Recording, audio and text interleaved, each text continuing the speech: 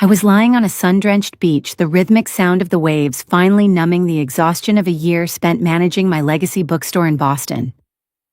My name is Yvonne.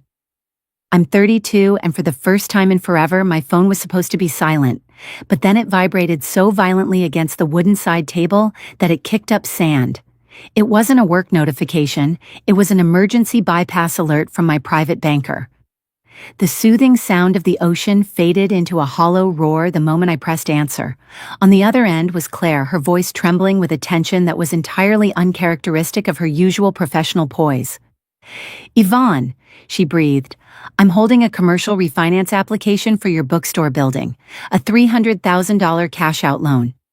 I bolted upright, my heart hammering against my ribs. "Claire, what are you talking about?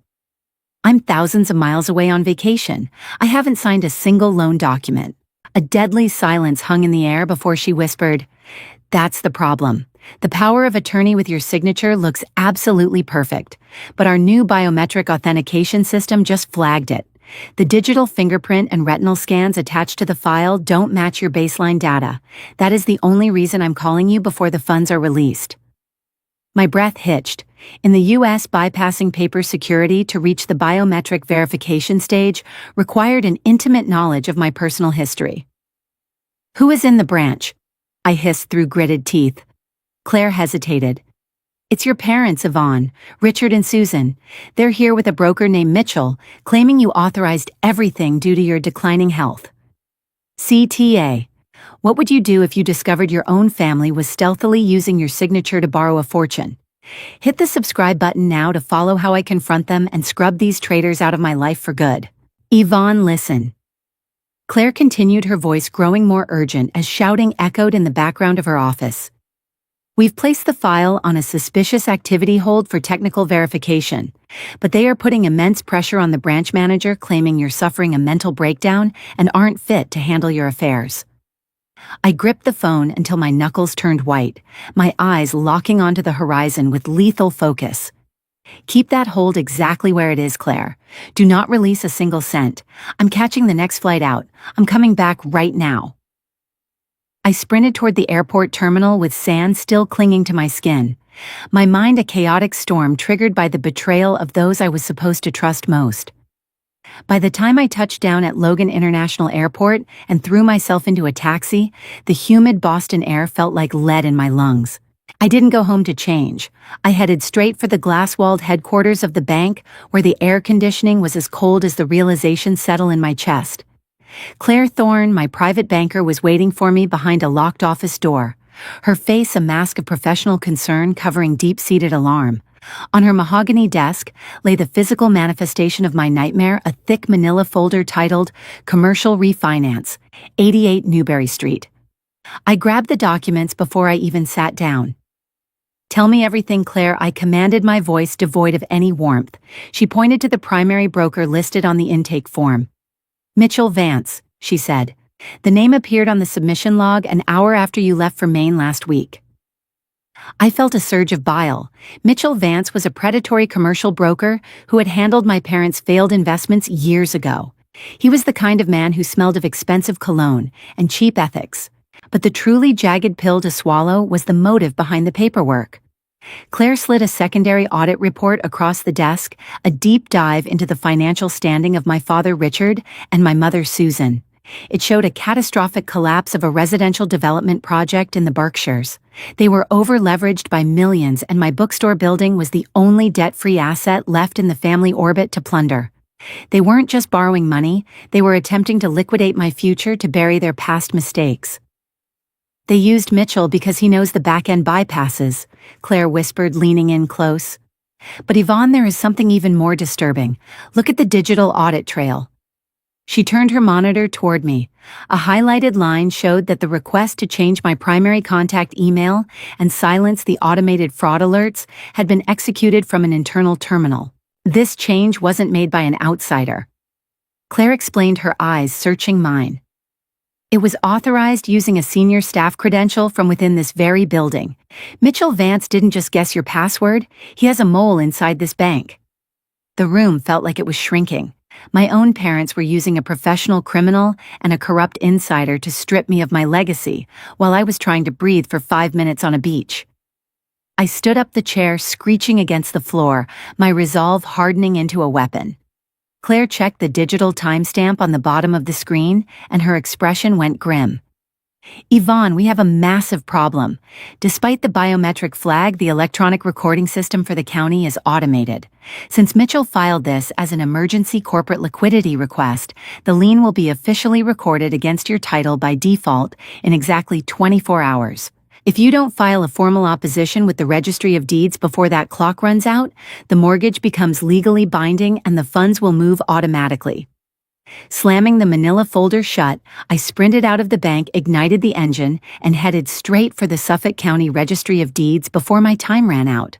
The late afternoon sun over Boston felt like a spotlight on my desperation. Every red light seemed like a deliberate attempt by the city to help my parents steal my life's work. My hands gripped the steering wheel so hard, the leather groaned, my eyes fixed on the clock on the dashboard ticking down the minutes. The heavy stone facade of the government building usually inspired a sense of history, but today it looked like a fortress I had to breach. I burst through the double doors, the scent of old paper and bureaucratic indifference hitting me instantly. I didn't wait in the general inquiry line. I went straight to the window for emergency recordings and fraud injunctions. The clerk behind the glass, a man named Arthur Pendergast, looked at me with the weary eyes of someone who had seen every type of property dispute imaginable. I didn't give him time to offer a greeting. "My name is Yvonne, owner of the property at 88 Newberry Street." I said, my voice sharp and unwavering. "A fraudulent commercial lien was filed electronically through a third-party broker today. I need to halt the recording immediately." Arthur's eyebrows shot up. "That's a serious allegation, miss. The electronic queue is automated. Once the digital certificate is processed, it becomes part of the public record. It was filed using a forged power of attorney." I countered, sliding my original deed and valid identification through the slot. "I've just come from my bank. They've flagged a biometric mismatch. I need to file an opposition before that automatic 24-hour window closes." The process was far from simple. Arthur called over a supervisor, and for 20 agonizing minutes they scrutinized my documents under a magnifying lamp as if I were the imposter. I felt my skin prickling with impatience. Finally, he slid a thick yellow form toward me. "You need to execute a fraud affidavit," Arthur explained solemnly. "It is a sworn statement under penalty of perjury. You must list the specific instruments you are contesting and provide an immediate request for a 72-hour stay of recording for investigative purposes." He motioned to a woman standing nearby in a charcoal suit. "This is Elena, our staff notary. You will sign in her presence." I grabbed the pen, the ink flowing as I detailed the treachery of Mitchell Vance and my parents. Signing that document felt like drawing a battle line in the sand. Elena stamped the paper with a heavy thud, the sound echoing through the quiet hall like a gavel. It was the only legal barrier standing between my legacy and their greed. As the official, pending fraud investigation flag was uploaded into the county system, effectively freezing the title to my building, my phone buzzed in my pocket. It was a text from Claire Thorne that made my blood run cold. "They just came back to the bank." The message read, "Richard and Susan are demanding to speak directly with the branch manager to force the disbursement. You need to get back here now." I raced back to the bank branch, pushing through the heavy glass doors into the main lobby, just as my father's somber, calculated voice echoed through the marble space. The frantic energy of my sprint from the Registry of Deeds met a chilling wall of artificial calm. Standing near the manager's high-top desk were Richard and Susan, looking every bit like the concerned pillars of the community parents they had spent decades pretending to be. Beside them, Mitchell Vance adjusted his silk tie, his face fixed in a mask of professional patience that made my stomach turn. They weren't shouting anymore. The raw aggression I had heard about over the phone had been replaced by a much more dangerous weapon, a meticulously crafted narrative of concern. "It's a tragedy, truly," I heard Richard say to the branch manager, his voice dipping into a practiced baritone of grief. "Yvonne has always been the heart of that bookstore, but lately the pressure has just been too much. She's going through a severe mental exhaustion phase, total burnout. She's become paranoid, even delusional about the family's intentions. Susan chimed in, dabbing at a dry eye with a lace handkerchief. We're only doing this to protect the family legacy. If we don't restructure the assets now, she'll run that building into the ground before she even realizes she needs help. We love her, but she isn't fit to make these high-stakes decisions right now. Mitchell Vance stepped forward, sliding a leather-bound portfolio across the counter toward the manager. From a corporate liquidity standpoint, the delays are becoming untenable, he added with a casual shrug. We're simply optimizing the cash flow to ensure the bookstore's survival. Yvonne's recent erratic behavior, like disappearing to a beach when the company is in a fiscal transition, is exactly why the power of attorney was activated. It's a protective measure, not a hostile one. They were professionally erasing my agency, painting me as a broken, unstable woman to justify their theft. The manager, a man who looked swayed by Richard's calm demeanor, began to nod slowly, his hand hovering near the terminal that could bypass the remaining verification holds. The air in the lobby felt thick with the smell of their lies, a coordinated effort to gaslight the entire institution into handing over $300,000. Every word they spoke was a nail in the coffin of our relationship. They weren't just stealing my money, they were attempting to strip me of my sanity to ensure I could never fight back. I stood in the shadows of the entrance for a heartbeat, feeling a cold, crystalline fury replace the heat of my panic. I stepped out from the pillar, my heels striking the polished floor with the precision of a ticking clock. The entire group froze as I marched into the center of the lobby, my eyes locked onto the people who had raised me only to sell me out. I am perfectly lucid enough to see through every single part of this theft, I said, my voice cutting through their performance like a blade. My sudden appearance caused the air in the lobby to freeze, and Mitchell Vance's hands twitched instinctively as he tried to scramble the papers on the desk. But Claire Thorne was faster. She lunged forward, pressing her palm firmly onto the original loan file before he could tuck it away. My parents, Richard and Susan, stood paralyzed, their faces pale under the fluorescent lights as the mask of concerned family cracked in real time. This is an outrage, Mitchell barked, recovering his arrogance as he leaned over the counter. You're harassing a legitimate corporate partner. If this disbursement isn't authorized in the next 10 minutes, my legal team will have this bank tied up in litigation for years. This girl is clearly having a breakdown. Claire didn't flinch. She looked at him with a chilling professional smile. Mr. Vance, I've been quietly in contact with our internal security division since Yvonne called me from the beach. We don't take threats lightly, especially when they involve unauthorized access to our core systems. Just as Mitchell opened his mouth to shout for the branch manager to intercede, a side door near the vaults swung open. Marcus Vance, no relation to Mitchell, the bank's head of security, stepped out with a heavy, purposeful stride. Behind him followed two uniformed Boston police officers, their presence immediately silencing the chaos of the lobby. Mr. Vance, I suggest you step back from that counter. Marcus said, his voice a low, gravelly rumble. Mitchell's face turned a sickly shade of gray. I haven't done anything illegal. I'm just processing a file. We've spent the last hour running an audit on the workstation logs. Marcus countered, holding up a tablet displaying a series of red highlighted data lines. We've traced the exact IP address used to bypass Yvonne's fraud alerts. It wasn't done from a remote location. It was done right here using a senior manager's login credentials during the after-hours shift yesterday. We also found a series of encrypted communications between that terminal and your personal device. Claire stepped closer, her eyes fixed on my parents. They didn't just forge your signature, Yvonne. They had an inside man who cleared the path. Mitchell didn't just guess your security questions. He was given the keys to the kingdom from someone within our own infrastructure. My father, Richard, tried to take a step toward me, his hands shaking. Yvonne, honey, you have to listen. I'm done listening to the people who tried to bury me for a payout. I snapped, my voice echoing like a gavel through the lobby. The head of security looked at the officers and then back at the group. Officers, we have sufficient internal evidence of unauthorized system access and attempted wire fraud. We need to move this into the private offices immediately. One of the officers gestured toward the hallway leading to the secure conference rooms. Everyone move, now. We're going into the back for an emergency interrogation. Inside the dimly lit interrogation room, Mitchell Vance's manufactured confidence vanished instantly when Detective Harris dropped a heavy plastic-bound dossier onto the table.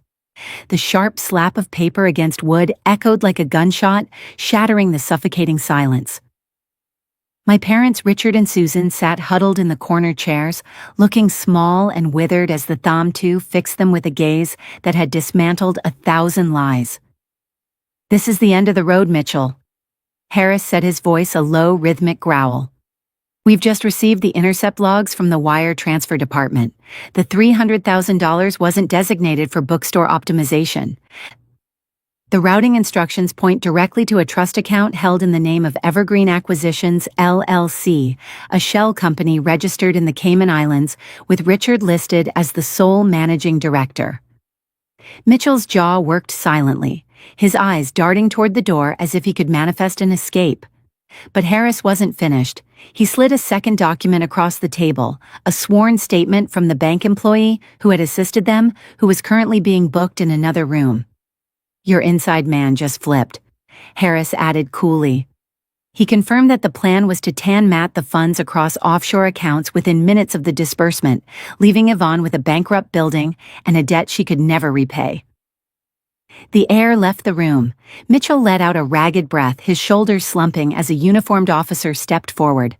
The metallic click-click of handcuffs being tightened around his wrists was the most satisfying sound I had heard all day. As they hauled him up, he didn't look back. He looked defeated, but the true poison was yet to come. Seeing the Kong Tae, Susan suddenly erupted into a fit of hysterical sobbing, her voice a shrill weapon of manipulation. "It was Richard," she wailed, pointing a shaking finger at her husband. "He forced me into this, Yvonne. He said we were losing everything, that we had no choice. Please, honey, you can't let them take us. We're your parents. You have to save the family." Richard didn't even look at her. He stared at the floor, his silence a grim admission of guilt. I looked at the woman who had helped raise me, the woman who had just hours ago tried to paint me as mentally unstable to steal my life's work. There was no warmth left in my chest, only the cold clarity of a survivor. "I'm not saving anything today except the truth," I said, my voice as sharp as a shard of glass. I turned to Detective Harris and took the pen he offered. Without a second of hesitation, I signed the formal criminal complaint and the request for a permanent protection from abuse order against all three of them. I was no longer a daughter. I was a witness for the prosecution. Watching the officers escort my parents out of the room in silence, I felt a strange, heavy stillness settle over me. The chains of a toxic loyalty that had bound me for decades had finally snapped, leaving me standing alone in the wreckage, but for the first time in my life, I was truly free. Following the first preliminary hearing at the courthouse, I stood before my legacy bookstore, gazing at the steadfast oak shelves and realizing I had protected the only thing that truly mattered. The smell of old parchment and beeswax, which usually brought me peace, now carried the scent of a hard-won victory. The building wasn't just bricks and mortar, it was a testament to my independence, a fortress that had survived a siege from within my own bloodline. The legal fallout was swift and merciless. Mitchell Vance is currently facing a lengthy prison sentence for felony mortgage fraud and unauthorized access to a protected financial system. His career as a commercial broker is replaced by a permanent record as a white-collar criminal. My parents, Richard and Susan, didn't escape the scales of justice either. They have been placed under strict supervised probation and ordered to pay heavy restitution for the damage caused to my credit and the legal fees incurred. More importantly, the court-mandated no-contact orders have turned the bookstore into a sanctuary they can never violate again. I didn't stop at just winning the case.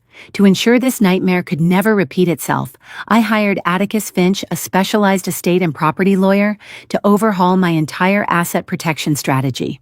We have moved the property title into a complex private trust with multi-layered authorization requirements that no forged power of attorney could ever penetrate. My legacy is no longer a vulnerable target. It is a locked vault. Looking back, the most painful lesson wasn't the attempted theft. It was the realization that the people who gave you life can sometimes be the ones most determined to ruin it. To everyone watching, I have one piece of advice that might save your future.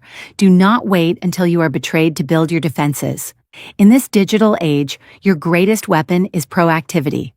Go to your local registry and sign up for a property fraud alert service today. It's a free tool that notifies you the second any document is filed against your title. Close the loopholes in your credit by initiating a permanent freeze, and most importantly, learn to trust your intuition more than the honeyed words of toxic family members.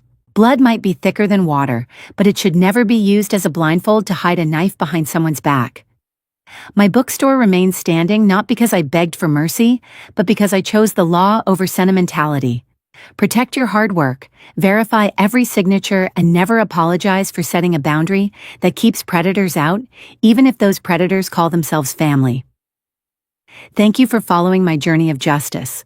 If this story helped you realize the importance of protecting your assets, don't forget to like and share it with someone who needs to hear it. Stay vigilant, stay secure, and I'll see you in the next story.